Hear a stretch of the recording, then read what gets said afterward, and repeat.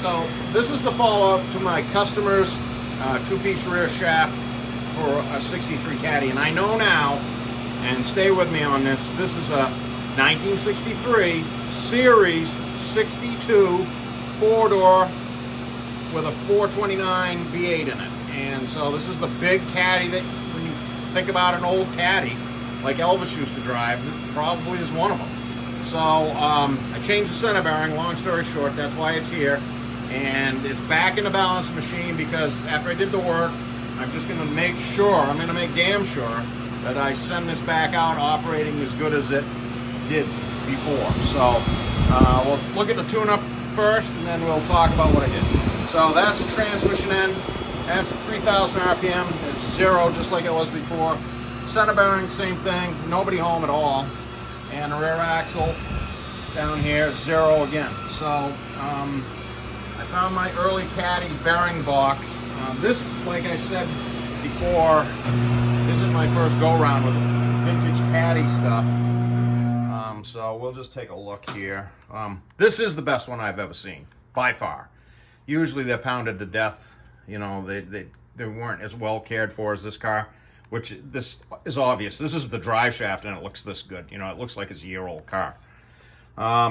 So I left everything pretty much the way it was, did the bearing. And as you can see, I've got a vintage Caddy box and it's had some age to it because I get a Caddy a year. Seems like every year and a half or so I see a vintage Caddy, and we'll look at how the bearing is laid out because it's not typical of what you see now. So this is one of the hangers, just like that hanger there, and it has a ridge in here that presses in, and so we'll look at the bearing. This is the actual bearing that came out of it. You can hear it's dry. This is the one I took out of there. I had a new bearing in stock in the vintage Caddy box. It took me a minute or two to find the box, but I had it. So that bearing presses in here to that shoulder right there where my thumb is, and that clip ring is way in on this one because there's no bearing in the way, but it would be out here retaining the bearing. If you popped it out and had a bearing in it, you'd put it in that groove right there. That's how that works. So it's a reusable piece, and I have several of them for examples.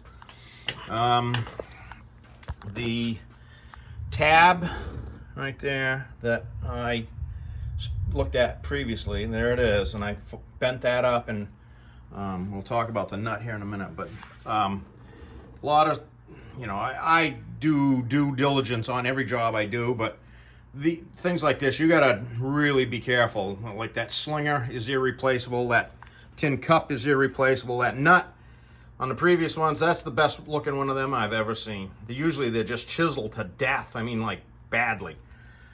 So having said that, I made a spanner. I was not gonna be the guy that put a chisel on that. So I made a clamp-on crow's foot. Good thing too, turns out I've never seen one that was tight because they just chisel them to death and they don't get them back tight enough. Yeah, that thing was tight, and if you chiseled on it instead of having something to loosen it properly, it would have been chiseled. That would have been chiseled to death also. So I'm not that guy. So I made a wrench for it to do it right. The tune-up is good. I did tune up a little bit back here. It was just on the verge of a little flutter, so I corrected that. I'm not gonna overlook that. I mean, it's in the balancer. I'm gonna tune it up. So that pretty much sums that up. We are going to just touch up the paint on this, and we'll get it back to the customer in the morning.